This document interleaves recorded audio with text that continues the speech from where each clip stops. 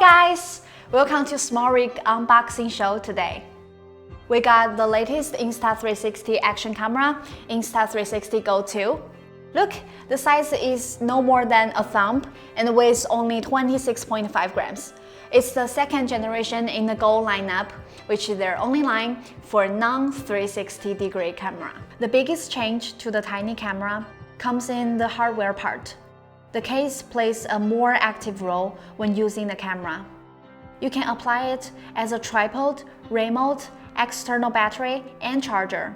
Well, all in one. The GO 2 is IPX8 water resistant for up to 13 feet underwater. It also includes 3 camera mounts. All of them utilize a magnet for attaching the GO 2.